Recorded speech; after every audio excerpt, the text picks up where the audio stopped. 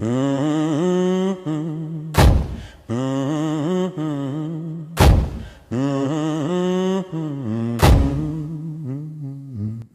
you start coming into people's homes to disarm them solely because you believe they don't have a Second Amendment right to bear arms, you better stand by. It will be, without a doubt, a civil war. Who am I to tell them what they should or should not protect their families with? Who am I to tell them they shouldn't have a magazine with 30 rounds behind the door when some thug is trying to break into their home? Welcome to Wicomico County, Maryland. This is the crossroads of what they call the Delmarva Peninsula, that being Delaware, Maryland, and Virginia. This is the largest city on the eastern shore, east of Baltimore City. We have a population of about 107,000 people in this county. We certainly have our shore of crime, and a lot of people refer to Wicomico County as the miniature Baltimore City, or the Baltimore City of the eastern shore. That's not necessarily a good thing. No, it's a bad thing, quite frankly. And but in today's society, with the leadership we have, not just in the nation, but in the state of Maryland, it's affected our ability to control crime dramatically. We've had a dramatic increase in juvenile crime and violent crime. And it's because what we believe to be a lack of accountability, and we hold the majority, certainly 2/3 of Maryland lawmakers, responsible because of the laws that they're passing in the state of Maryland. And it's made it nearly impossible for law enforcement officers to do our jobs. They're constantly passing brand new legislation that further enables criminals and juveniles to perpetrate their crimes with little to no accountability. And they have absolutely hamstrung us from doing our jobs. Under President Trump, we had all of those, the riots, the BLM, rise of the BLM movement, and really it was just a communist movement across America to handcuff the police, if you will. How much of that has had an impact on you guys? Well, as you said, we had a dramatic increase then, and we had a front row seat to the rioting in Baltimore City. I took 2 different deployments of deputies into Baltimore City during the riots up in Baltimore, and I can tell you it affected our ability 100%. Most people know what happened in Baltimore City should never happen, but they had leadership at the time in Baltimore City that said allow them to riot, allow them to burn, allow them to destroy property, it's only property. And the Baltimore City Police were told to stand down, allow them to do what they need to do to take out their frustration with their local government. And thank God we had a governor at the time who had the intestinal fortitude to say, oh no, enough's enough. And the governor took over. Mayor Stephanie Rawlins Blake allowed them to do what they wanted to do. But Governor Larry Hogan said no, enough's enough. And it was Governor Larry Hogan's request for additional manpower to enter Baltimore City that sent me and my deputies up there. And now you see that the direction our entire country's going. You Absolutely. know, the fallout from that, and now open borders on top of that. You know, Ben, I'm in my 40th year of law enforcement, and I've never, ever seen it this bad. And I've always loved my job. It's like having a front row seat to the greatest show on earth. I've always loved coming to work. But now I'm ready to go, and I've made it very clear this is my 5th and final term as sheriff. I spent 22 years as a state trooper. I'm now in my 5th term as sheriff. I've never seen a government that is so ingrained and, quite frankly, complicit in the criminal activity taking place in our nation. It's made it very difficult for us to do our job, and with the southwest borders wide open right now, we have unprecedented levels of fentanyl entering our country. And in 2013, the Customs Border Patrol intercepted our first shipment of fentanyl. It was only 22 pounds. It was actually 22.7 pounds to be exact. 9 years later, in 2022, just 9 years later, they intercepted just over 9,000 pounds of fentanyl in 1 year. That says nothing about all the dedicated sheriff's deputies and state troopers throughout the nation who are interdicting large, in some cases, larger shipments of fentanyl during traffic stops across this nation. We have an interdiction network of cops across this country that are getting the job done on our interstates, on our state routes, on our U.S. routes, and in the cities right now. We still can't keep up because our borders are insecure. And with an insecure border, we're never going to have Homeland Security. And without Homeland Security, we're doomed. We're fighting a losing battle right now because of what's going on in Washington, D.C. And they're complicit. Everybody knows this is intentional. It's complicit, 100%. Their intent to change the voter landscape of America. Consequently, Americans are suffering. Americans are bleeding every single day. I felt like saying, bitch, you have no idea what it's like to be a sheriff. For those of you who may not know me, I currently serve as a sheriff of Wicomico County. I'm in my 5th term, currently running for a 6th term. I've been very blessed for the last 20 years. I have faced zero opposition since the day I was elected. Zero opposition. But this year, I have an opponent. I have a former deputy who is running against me for the first time in 20 years. His slogan is less politics, more service. We heard that. I felt like saying, bitch, you have no idea what it's like to be a sheriff. It's all about politics. You have no idea what it's like to be a sheriff. If you think for 1 second you're not going to be involved in politics as a sheriff, you're wrong. Okay, welcome back to Bridging the Gap. We're here with Wycomico County Sheriff Mike Lewis. Iron Mike Lewis, I like to call him. How you doing, David? I'm doing great. By the way, for those that do not know, we actually did another video interview, but unfortunately I got so excited I accidentally deleted it. But we did have a great interview just the same. Yes, we did. Sheriff Lewis, tell us a little bit about you. Well, I graduated high school in 1982. By 1984, I entered the ranks of the Maryland State Police. Okay. And from June of 1984 until July the 1st of 2006, I served with the Maryland State Police. Had an incredible career. I worked out in Calvert County for 13 months. I worked at the Maryland State Police Berlin Barrack for 6 years, and then I transferred full-time to run an interstate criminal enforcement team across the state of Maryland. That team initially was limited to U.S. Route 13 here on the Eastern Shore, and I pioneered the drug interdiction program on U.S. Route 13. And what drug interdiction is simply using your God-given powers of observation to look for any and all signs of criminal activity during a traffic stop. So a much better term would be criminal interdiction as opposed to drug interdiction, because we actually encounter a lot more than just drugs. We encounter wanted fugitives, stolen cars, murder suspects all the time. We also encounter large amounts of U.S. currency, runaway children, missing children, loads of untaxed cigarettes. We have literally encountered the gamut out here on U.S. Route 13 in Wycomico County. And we were so successful that I was summoned to Maryland State Police headquarters. I was promoted twice in the ranks of the Maryland State Police before I was transferred to headquarters. So I was promoted corporal down here on the shore, promoted to sergeant down here on the shore in a relatively short period of time, and then transferred to the Maryland State Police headquarters to work out of traffic operations section so we could take this unique program statewide. So I was tasked with retraining and re-educating all Maryland State Police personnel, 1,700 troopers. I was tasked with retraining and re-educating in the criminal interdiction venue because we have been so successful down here on the shore. I was then tasked with operating and implementing a brand new statewide interdiction team, which was called the ICE team. ICE being an acronym for Interstate Criminal Enforcement. Not the ICE that everybody... Not Immigration and Customs Enforcement. This was interstate. Interesting. Yes.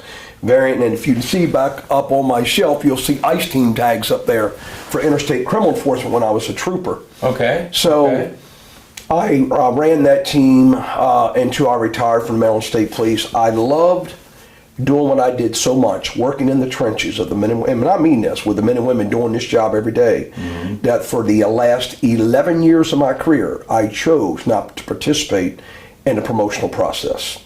I didn't want to get promoted because once you get promoted from the rank of sergeant to an assistant commander within the Maryland State Police, your days of working the highway are over. And I love doing traffic stops. I love working with the men and women on the highway. And, you know, I highlight a number of stories that, and you're going to see many of those highlighted in the weeks ahead.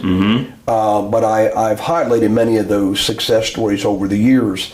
You know, anytime you can stop a car like our team did on Interstate 95, and there's a female driving a nondescript Dodge Intrepid, and based on her body language, based on her demeanor, we saw indicators of criminal activity. And we sought permission to search a car when we popped the trunk. There were 2 dead bodies in the trunk.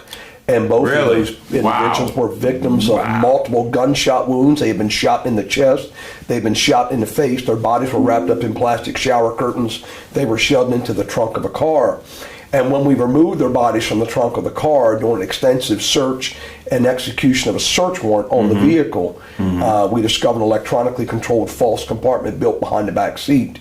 And there was also $105,000 recovered from his vehicle. So we knew it was likely a drug deal gone bad, but what we were able to determine in the hours following this discovery on the side of Interstate 95 up in Cecil County, Maryland, that both of these victims have been murdered in a hotel room down in Greensboro, North Carolina. Their bodies are being transported up to New York for disposition. This is just one of hundreds of cases we made on Interstate 95. These are the kind of cases, quite frankly, Dave, I dealt with every single day as a supervisor and commander of the Maryland State Police ICE team. And then when Immigrations and Customs Enforcement merged to form, well, it was actually the merger of Immigration and Naturalization Service and U.S. Customs. They formed, they literally merged those two to form Interstate or Immigration and Customs Enforcement. We changed our acronym from ICE to PACE. PACE being an acronym for Proactive Criminal Enforcement. So I was told that you need to change your acronym. So we changed our acronym to better reflect, quite frankly, the work we were doing. And we were doing by far more than just interstate work. We were doing proactive criminal enforcement all over the state. Wow. Especially here in Wicomico County. And we were nationally recognized. I was flown down to Texas to be recognized for the largest crack cocaine seizures in the nation that I personally made right out here on US Route 13. And literally some of the largest crack seizures. They were the largest crack seizures in the nation. We held 6 of the top 10 crack seizures from US Route 13 right here in Wicomico County. I'm very proud of that, I truly am. I mean, yeah, you definitely went above and beyond your job there. So, you know, in 2006, the incumbent sheriff at the time, R. Hunter Nelms, who was an incredible sheriff, I had an outstanding predecessor who did a great job. He announced he would not be seeking re-election after serving 5 terms as sheriff. And I was up on I-95 working, and then State's Attorney Davis York called me and said, hey, I don't know if you've heard the news, but Hunter Nelms is not running for re-election. He said, I'd really like you to consider running for sheriff of Wicomico County. And after a religious retreat called A Weekend to Remember, my wife and I went away for a religious retreat, and we prayed about it, we talked about it, and the following Tuesday I came back and filed for sheriff in Wicomico County. And back then there were already 6 other people running for sheriff. I was number 7 to file. And ultimately, I would win my primary, my Republican primary, and then I would win the general election. And for the last 20 years, I have run unopposed until this year. And so I'm proud to be running for a 6th term, and an unprecedented 6th term here in Wicomico County. I'm thrilled to know that I still have the confidence of the majority of the voters. I'm certainly not naive enough to think I have the confidence of all the voters. But I'm confident that I have the confidence of most of the voters, or the majority of the voters. And the voters will decide whether they want me to serve a 6th term or not in June. But I love my job like there's no tomorrow. I work hard every single day. And as you all know, being an elected sheriff, any elected position is a political position. It's politics. You're elected. Yes. Absolutely. And I get elected to advocate for the men and women in this office. I get elected to advocate for them every single day. Okay. But I'm also elected by the people for the people, and that means I must advocate for this county every single day. Not just the deputies, for my constituents, the people who live in this county, the people who put me in office. And I can honestly say that it's been an honor of a lifetime to serve for 5 consecutive terms, and to have the opportunity and have the health and the physicality to serve a 6th term. So, as you know, I spend a lot of time in Annapolis. I spend a lot of time in D.C. I've spent a considerable amount of time over the last 20 years visiting our border, so I can better make an assessment of the immigration issue in this country. And I don't begrudge anybody in a political position doing what I've had to do to better serve the constituency. And that includes going to Annapolis, that includes going to Washington, it includes going to the border. I have no regrets about doing that at all. And if given an opportunity, I'm going to do it again, because it's my job to advocate for this community, and I will continue to do that to protect our home. Okay, thank you. Now, so the whole time being with the Wicomico County Sheriff's Office, you've been elected as the sheriff. You were a state trooper before, so you've never been actually in the ranks as far as having to go from Absolutely not. But if I've learned nothing else throughout the years, if you look across the state, so many elected sheriffs are retired troopers like myself. There's a reason for that. It doesn't mean those who have risen through the ranks of the sheriff's office are not capable, not qualified to be an elected sheriff. But the Maryland State Police has always been a very paramilitary organization.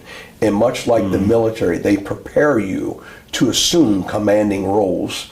And having commanded the Interstate Criminal Enforcement Team and the Proactive Criminal Enforcement Team, and having worked all over the state of Maryland and interacted literally in every single county, and I have slept in every county at a barrack, at a government facility, while working with troopers, training troopers on various highways throughout our great state. The Maryland State Police prepared me to assume this role with no problem. I hit the ground running on day one. I surrounded myself with great people here in the Wycomico County Sheriff's Office who knew the internal and unique intricacies that come with being an elected sheriff. They were able to guide me every step of the way.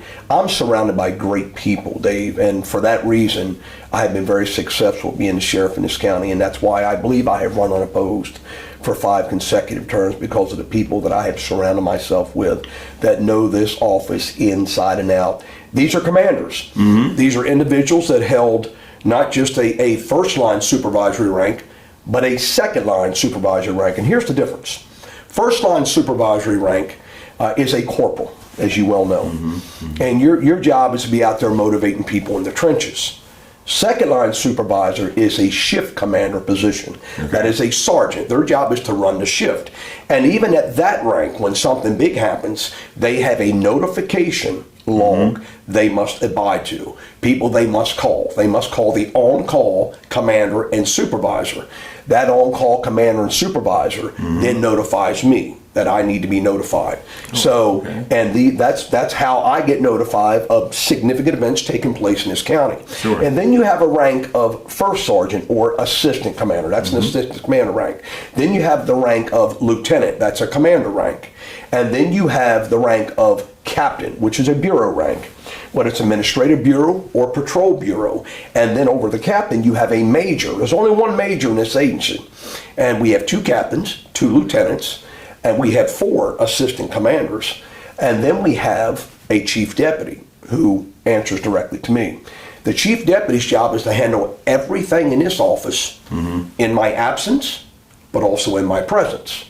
That way it allows me to go out and interact with the community every single day, allows me to go to breakfasts, community events, civic organization events, allows me to go to Annapolis, allows me to go to Washington, D.C., allows me to go to the border. My chief deputy's job, and my chief deputy's job has always been to run this agency, and I have all the confidence in the world to run this agency in my presence, in my absence.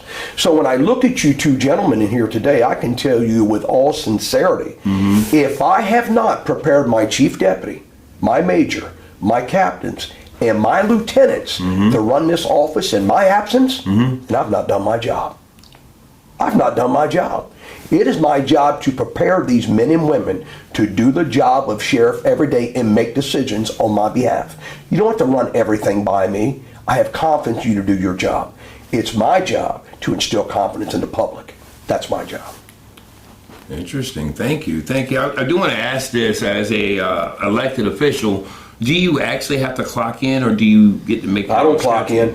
I'm an elected official. My salary is set by the county council, and that's who sets my salary. I don't clock in every day. I don't have to do a work and time sheet at all. My job is the elected sheriff. It doesn't say I have to be here 1 day a year or 365 days a year.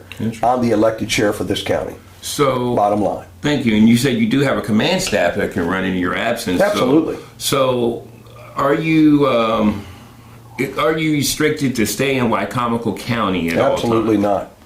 No, I'm not restricted to being in Wycomico County. As a Wycomico County sheriff, I can tell you that my salary is funded by the citizens of Wycomico County. It's funded by the council, as is required by law, just like the state's attorney's office. They're required to fund our budgets. As a sheriff of Wycomico County, I spend the overwhelming majority of my time here in Wycomico County. There are months I never leave this office at all. But then there are months where there are months I don't leave this office at all.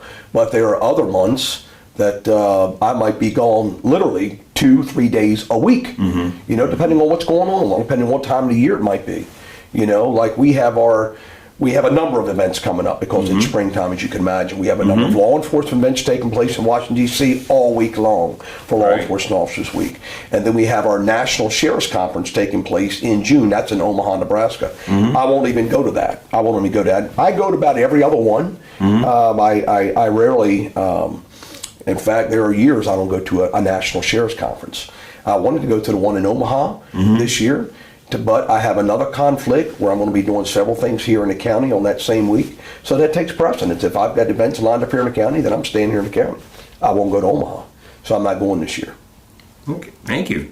Absolutely. Now, of course, we got to take a break real quick. I've got several other questions, but thank you. There's a lot of things there that I definitely never knew about. Absolutely. And a lot of people don't, Dave. That's why podcast interviews are so important. They really are. Because we can really get to the meat potatoes of one's job and what they do every single day. And the job of sheriff has got a lot of different moving parts all the time. Wow. Well, we'll be coming back. Actually, my co-host is going to come in and talk to you a little bit, but we definitely going to be talking in a few minutes. Thank you for sitting down for this part. This is Bridging the Gap. We'll be right back. Haters talk, let the rumors fly. I ain't got time to wonder why. The good Lord knows the man I am, and I'll die standing tall with a mic in my hand. You can kick rocks if you don't like how I talk. I'm gonna keep on talking and walk my walk. Ain't selling my soul for a seat at your table. I'm rough, I'm raw, I'm wild, I'm able. You can hate my fire, but you can't kill my spark. I'm a midnight flame burning through the dark. So kick them rocks if you don't like how I talk. I'm gonna keep on talking and walk my walk. You can kick rocks. You can kick rocks. You can kick rocks. I'm gonna keep on talking and walk my walk.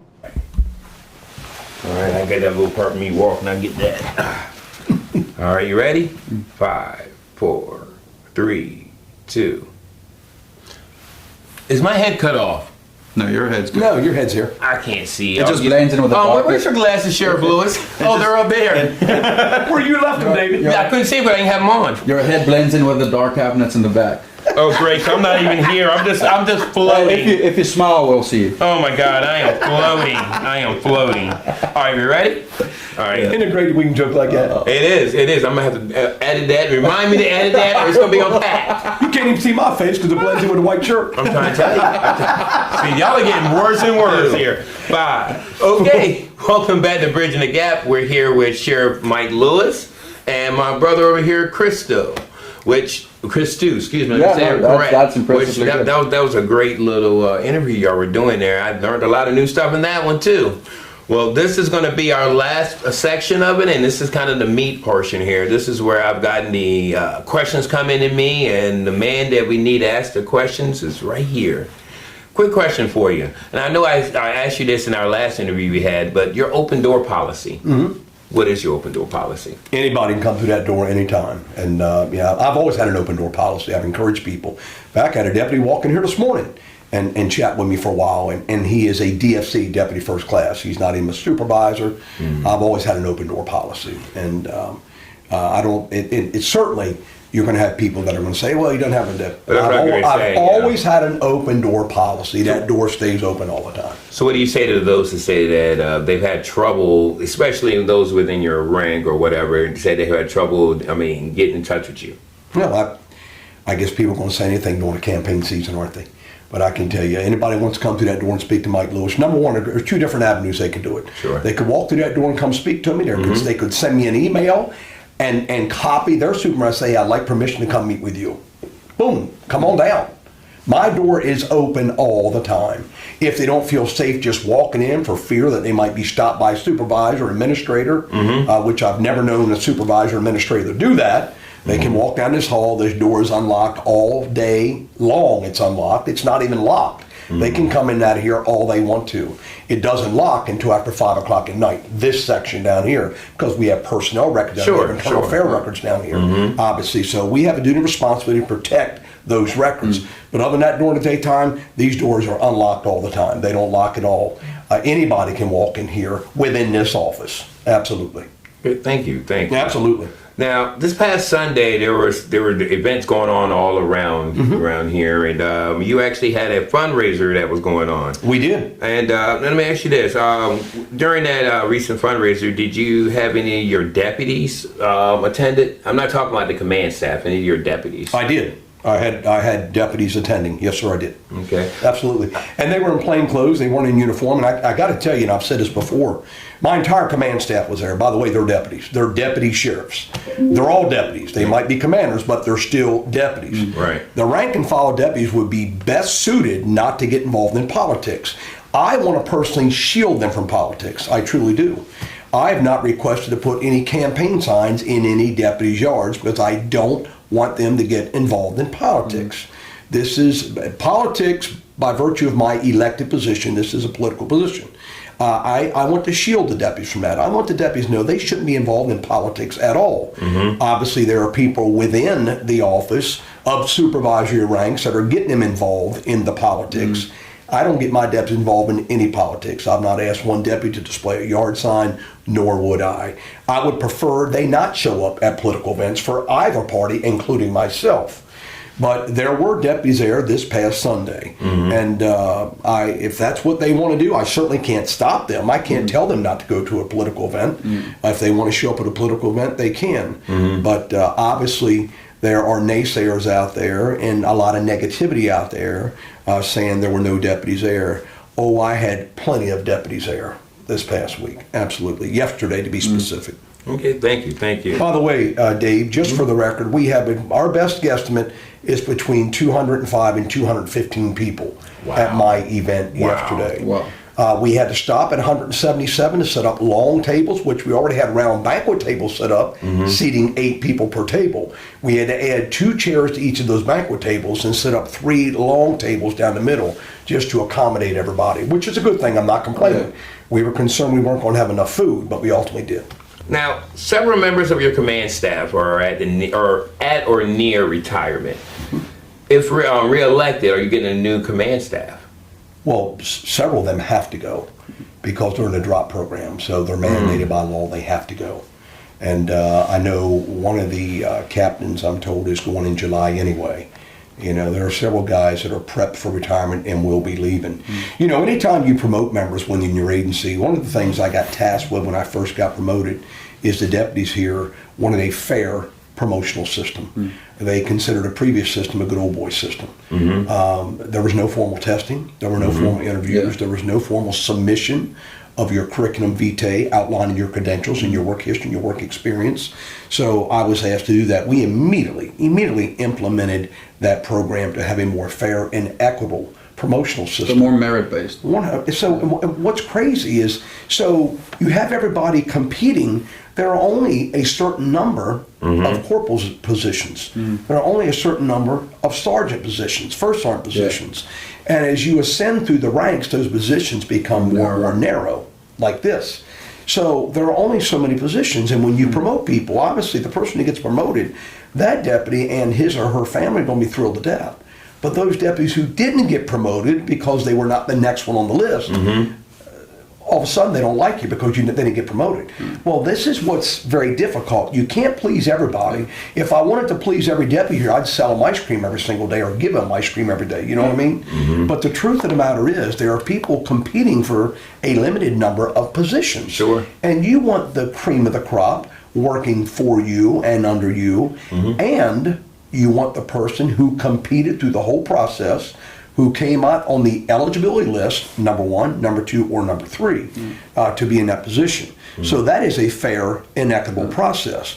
But when you compete and you don't make it to those top 3 numbers, all of a sudden you don't think it's a fair process. You know, so that's what we have here. That's what you have anywhere. Yeah. So it's one of those things you're damned if you do and damned if you don't. Yeah. So we have a fair and equitable process, but because it's not suited everybody or not everyone has benefited from that process, suddenly it's an unfair process. My pastor once told me the following. He said there was this man, a very good man. In fact, the best man there has ever been, did nothing but good. Jesus, and even he couldn't please everyone. And Stu, it that's does so work. true. So Yeah. you cannot please. So true, my friend. You can't please everybody. I've learned that. You can't please everybody. Now, let me ask you this. If you're reelected alongside Julie as the county executive, do you plan to continue working closely with her? And with the newly elected council, how do you expect to navigate those relationships moving forward? Well, I don't think the working relationship between myself and the county executive has ever been any better. Okay. It's never been any better than it is right now. And God knows I say it behind her back all the time, and I've certainly said it to her face, and I'll say it again in this interview. She has advocated harder as county executive than any of her predecessors for better pay for these deputies, better benefits for these deputies, better retirement for these deputies, and I mean this, better medical disability for these deputies. Executive Giordano has advocated her entire 4 years as county executive for these deputies. And obviously, if it benefits the deputies, it benefits me. You know, and we've had other county executives say, "We don't have the money. We don't have the money. We don't have the money." She finds the money. Yeah. She finds the money, and she's looked after this office so much that during this last budget presentation, let me back up a little bit before that. During this last collective bargaining agreement, she worked extensively with the deputies and me. She called me and my command staff all the time for operational issues, and should we include this, or is this an operational issue that should stay beneath your purview? But we worked very closely with her. But in the end, she did so much for our deputies and increased my operating salary alone almost another $3 million a year. Look at that. In salaries and benefits for our deputies. Salaries 2.3 million, 2.8 million total when you front load and add the benefits in there. So, and that includes COLAs, cost of living adjustments. These deputies, their starting salary, July the 1st, is going up to $70,000 a year, starting salary. Yeah, for those who have been here longer, you can imagine what their salaries are going up to. So, Wow. This is huge for the deputies. The greatest raises we've ever had. Well, collaboration, I think, is going to be key to the continued success of Wacomico County. So when I talk about the county council men and women coming on board, as you well know, there is almost a whole new slate Almost, yeah. of men and women coming on board. So I listen, and I either know them all or I'm getting to know them all, those who are currently running. And I'm seeing them at various political events all over the county. Once again, this is a political job. So I see them at political events all over the county. And I'm getting them. He says a political job. It's thought. I'm sorry, I was trying to hold my. Exactly. Go ahead. So yeah, I'm seeing them all over the county, and I'm getting to know them. And quite frankly, a couple of them I'd never met before in my life. All those I knew who they were, but I never had a conversation with them. So I'm getting to know them, and it's been very interesting. It really has, getting to know them, and what their platforms are, what they intend to do. The truth of the matter is, they're all getting in it for the right reason. And that's a good thing, and this county will benefit from them. So I'm eager and ready to work with any of them. There's nothing we can't do but put our personal differences aside and work for the betterment of Wycomico County. Absolutely. I'll end it on what Bishop Anthony Dickerson from the Christian Shelter says: we can do it better together. Yes, we can. Wow. Yes, we can. Sheriff Lewis, I do appreciate you sitting down with us, and Christu being here also. This has been a great sit down, and once the primaries is over, regardless who wins, you're still sheriff. I would love to come back and. David, you're always welcome in my office. You and Jelly Bean both. As long as I'm in the front seat, I don't mind coming over. Thank you, David. Thank all you. do. Thank you. Love working with you, brother. Pleasure is This all has mine. been great. Yes. Thank you, guys. And also Jelly Bean that's behind the camera there. Thank you again. Thank you, Jelly Bean. For those that don't know, Jelly Bean is also known as Keisha James. This has been Bridging the Gap. We'll be talking to y'all soon. Have a great one.